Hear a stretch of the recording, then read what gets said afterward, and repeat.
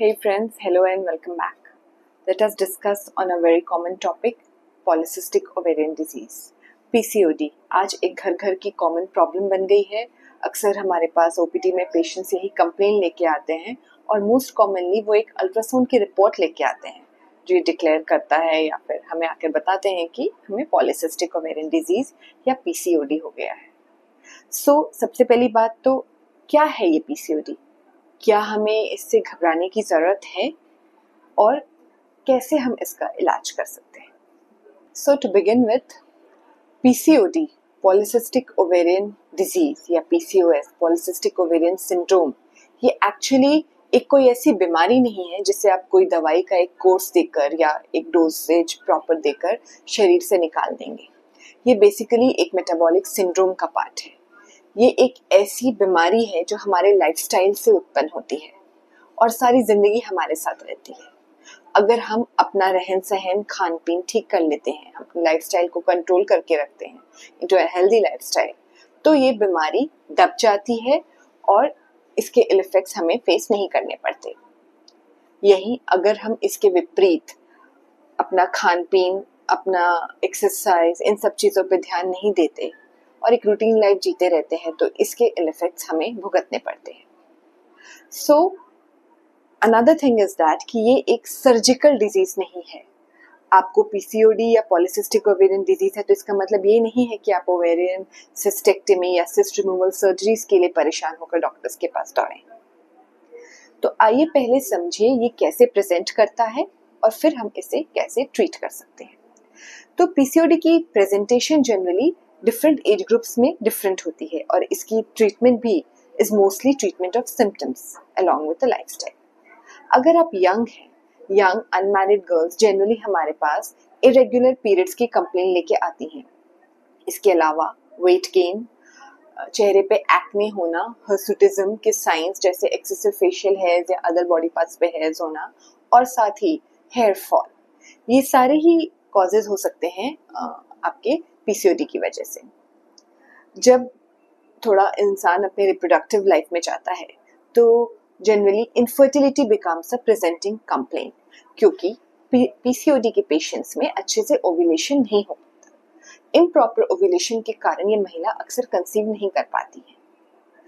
If we move to a later phases, अगर हम थोड़ा लेट 30s या 40s में बात करें तो these patients are very prone to diabetes, hypertension और दूसरे मेटाबॉलिक सिंड्रोम्स जैसे कि डिस्लिपिडेमिया। तो आप एक चक्र में फंस जाते हैं, एक मेडिकल डिसऑर्डर्स के चक्र में, और इससे अगर आप बाहर निकलना चाहते हैं तो इसका सबसे पहला इलाज है एक अच्छा लाइफस्टाइल। सबसे पहले डाइट मॉडिफिकेशन। आपको अपने डाइट में से कार्बोहाइड्रेट और दूसरे जंक प्रोडक्ट्स को हटाना होगा। अगर आप पूरी तरह नहीं हटा सकते तो बहुत कम कर देना होगा। आइसक्रीम, चाउमीन, रोल, गोलगप्पे, ये सारे टाइप के जंक जो हर एक आम लड़की की जिंदगी का पार्ट बन गए हैं, these have to be removed from the diet। आपको क्या खाना है?